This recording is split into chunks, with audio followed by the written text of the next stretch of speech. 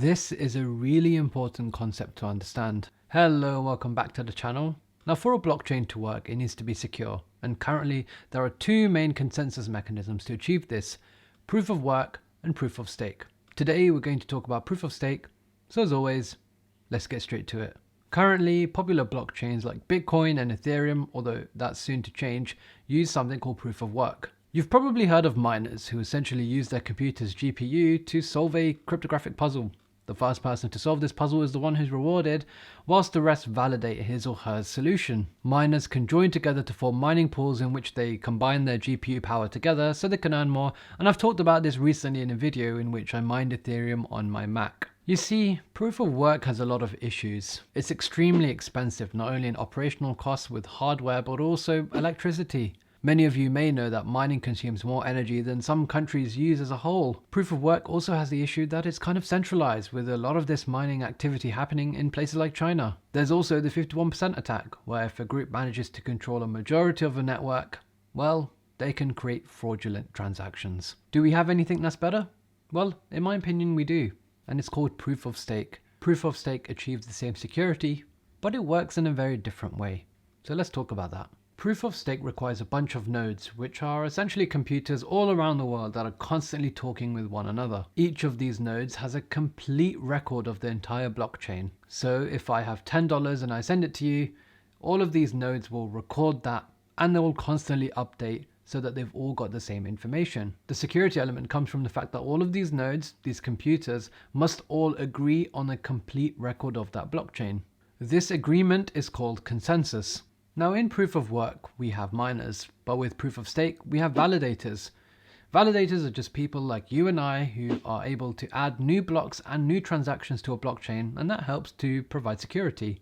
In order to become a validator, you need to deposit coins or tokens into the network, kind of like a security deposit. So if you're working on the Cardano blockchain, you need to deposit ADA into the network. At random, one of the validators will get chosen, and they will have the chance to add the next block to the blockchain. The amount deposited into the network determines how likely you are to be chosen. So if I were to deposit $10 worth of ADA and you were able to deposit $100 of ADA, you will have a 10 times more likely chance to be chosen than I will.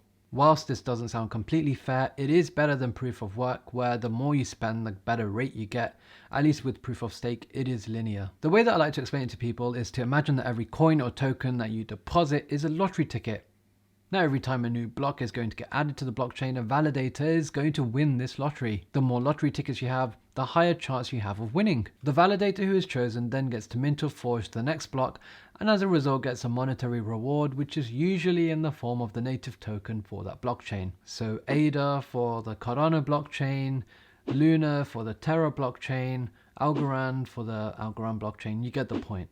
If someone creates a fraudulent block or a fraudulent transaction, then there is something to stop them from doing this, and it's called slashing. Remember those tokens or coins that we had to put in at the start in order to become a validator?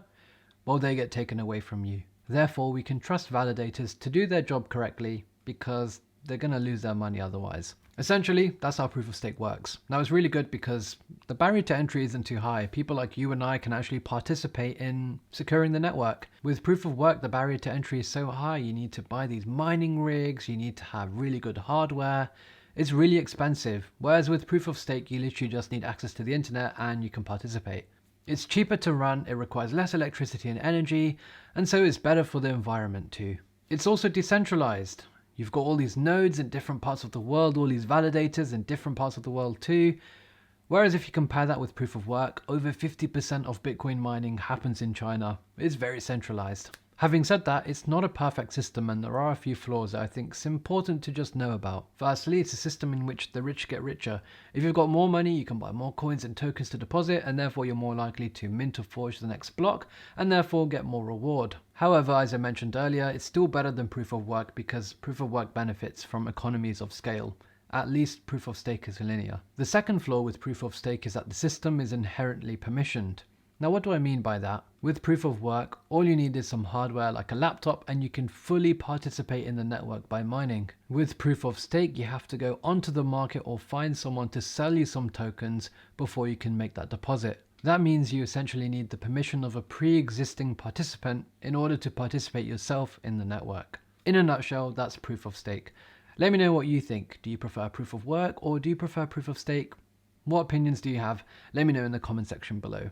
As always, make sure you smash the like button, subscribe to the channel, and I'll be back with another video soon.